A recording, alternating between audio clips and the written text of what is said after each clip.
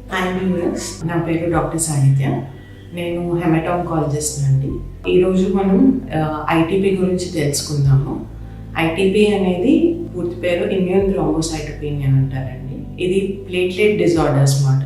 ఈ కండిషన్లో ఏమవుతుందంటే ప్లేట్లెట్ పడిపోవడం అవుతూ ఉంటుంది.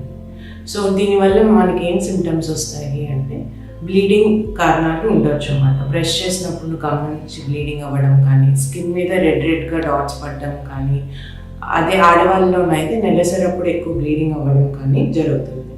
సో మనం ఐటీపీ గురించి ఎలా తెలుసుకోవచ్చు, ఎలా టెస్ట్ చేసుకోవచ్చు అంటే ఒక రొటీన్ సిబిసి అంటే బ్లడ్ టెస్ట్ చేయించుకోవడం వల్ల ప్లేట్లెట్లు తక్కువ ఉంటాయి దీంట్లోని. దీనికి ట్రీట్మెంట్ అనేవి చాలా రకాలు ఉన్నాయండి. స్టార్టింగ్ అయితే మనం ఇనిషియల్గా స్టీరాయిడ్స్ అని ఓరల్ మందులు వాడతాము టాబ్లెట్ రూపంలోని. ఒకవేళ దీనివల్ల కానీ ఇంప్రూవ్ అవ్వకపోతే వేరే ఇంజెక్షన్స్ కొత్తవి రోమిప్లాస్టిన్ అని, ఎల్ట్రామిపార్ట్ అని, రిటుక్సిమాబ్ అని వచ్చాయి. సో ఇది అయితే బ్లడ్ క్యాన్సర్ కాదు.